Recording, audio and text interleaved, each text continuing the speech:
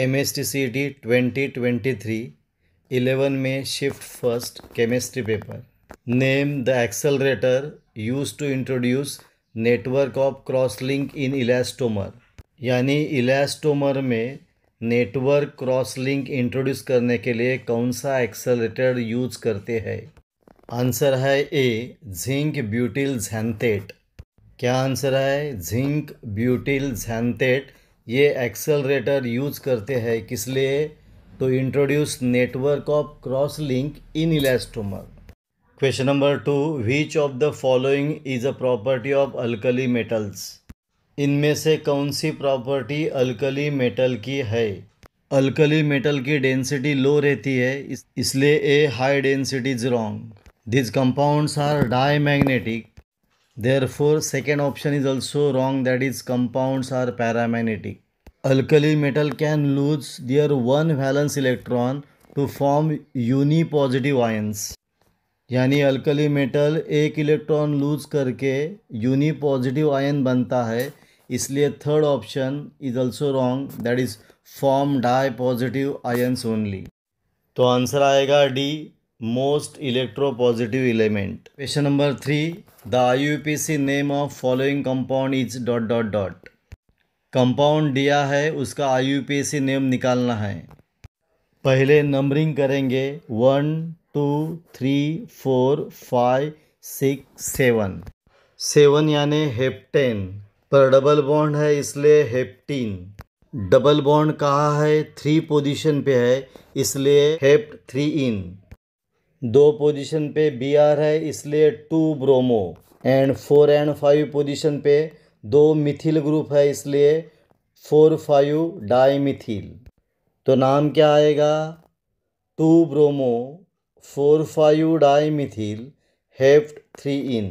फिर से देखते हैं, नंबरिंग करते हैं 1 2 3 4 5 6 7।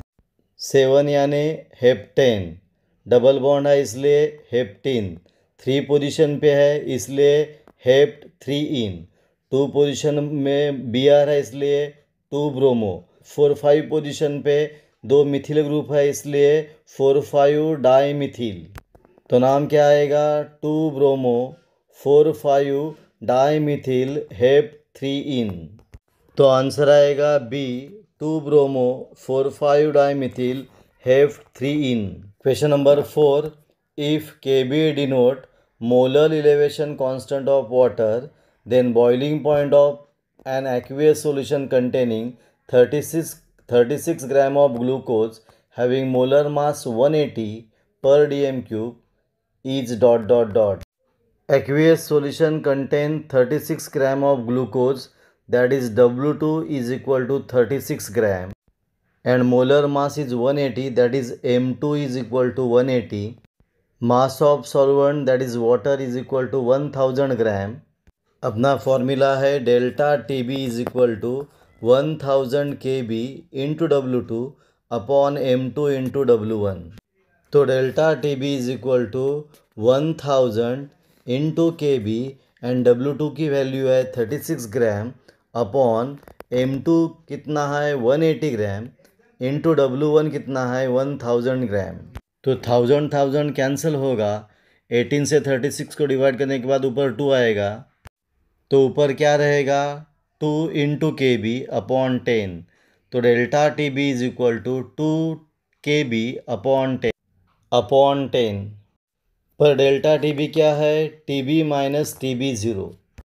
क्या कैलकुलेट करना है? TB, therefore TB is equal to TB0 plus delta TB।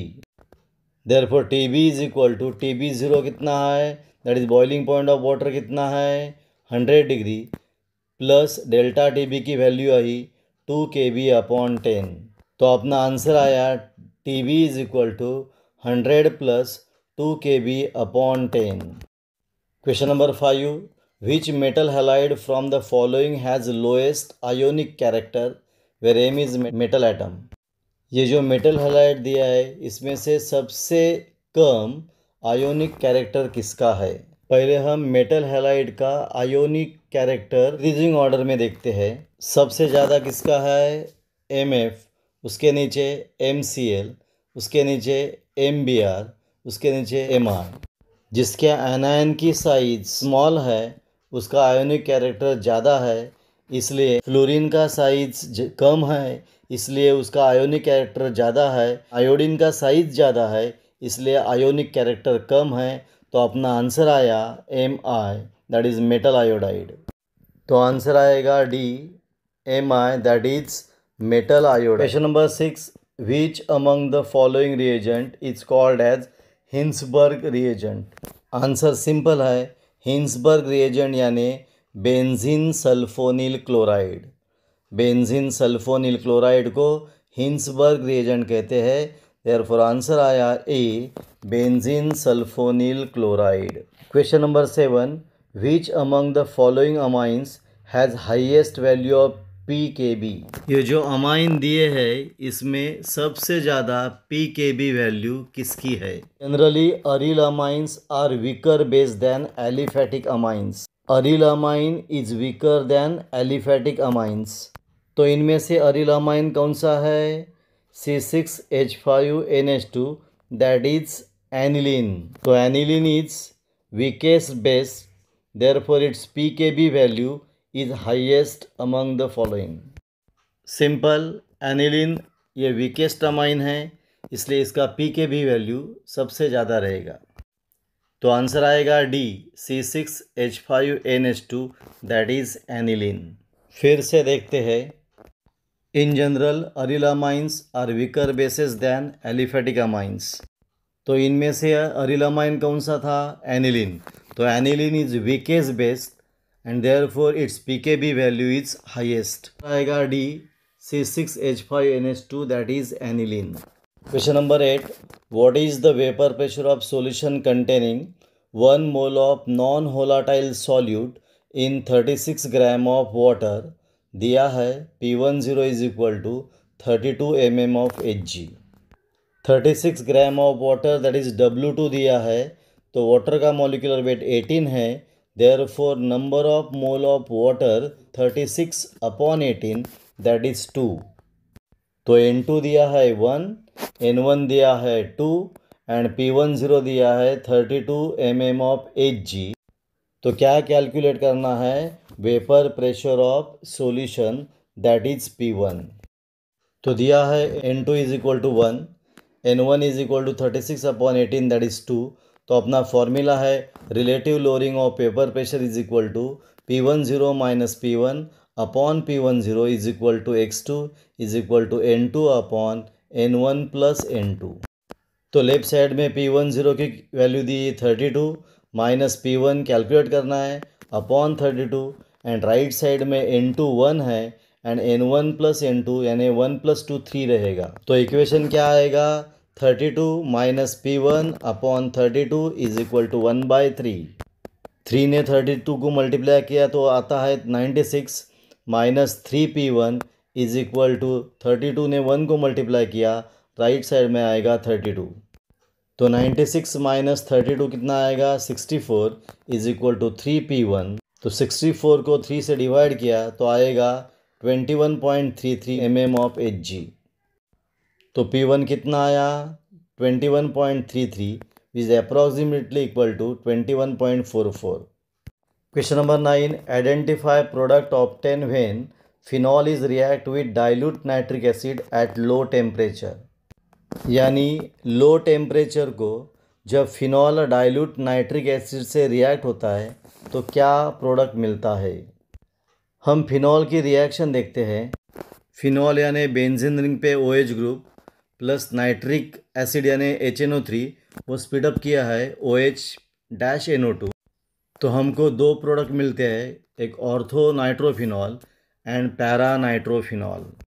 यानी जब फिनॉल डाइल्यूट नाइट्रिक एसिड से रिएक्ट होता है एट लो टेम्परेचर तब दो प्रोडक्ट मिलते हैं, दो मिक्सचर ऑफ प्रोडक्ट मिलते हैं, that is ortho nitrophenol and para nitrophenol. Question number 10, for the elementary reaction 2A + B gives 3C, the rate of appearance of C is 1.3 × 10⁻⁻⁴ mole per liter per second, then rate of disappearance of A is dot dot dot. यानी reaction दी है हमको और सी का rate दिया है appearance का, and क्या कैलकुलेट करना है, ए का डिसअपियरेंस का रेट निकालना है। पहले हम इस रिएक्शन में रेट ऑफ रिएक्शन देखते हैं। लेफ्ट साइड में जो रिएक्टेंट है ए एंड बी, इसके लिए नेगेटिव आएगा, एंड राइट साइड के लिए जो प्रोडक्ट है सी वो पॉजिटिव आएगा। तो लेफ्ट साइड में 2 है, इसलिए इसका रेट कितना आएगा, तो -1/2 d/dt of A is equal to -d/dt of B is equal to 1/3 d/dt of C. तो अपीयरेंस ऑफ सी के फॉर्म में रेट ऑफ रिएक्शन कैसे रहेगा, rate of reaction is equal to 1/3 d/dt of concentration of C. तो 1/3 and rate of appearance of C दिया कितना, 1.3 × 10⁻⁴। तो इसका आंसर आता है 0.433 × 10⁻⁴। तो rate of disappearance of A कितना आएगा, ट्वाइस टाइम 0.433 × 10⁻⁴। क्योंकि rate of reaction in the form of A and C कैसा रहेगा, 1/2 d/dt of A is equal to 1/3 d/dt of C, but 1/3 d/dt of C दिया है हमको 0.433 × 10⁻⁴। तो 2 से उधर मल्टीप्लाई होगा, therefore rate of disappearance of A is equal to 2 × 0.433 × 10⁻⁴। तो उसका आंसर आएगा 0.866 × 10⁻⁴, दैट इज 8.66 × 10⁻⁵। यह अपना पॉइंट पूरा हुआ। आपको ये वीडियो कैसा लगा, अच्छा लगा तो प्लीज़ शेयर करो, सब्सक्राइब करो, कमेंट्स करो। यहाँ हम रुकेंगे, फिर मिलेंगे एक नया वीडियो लेके।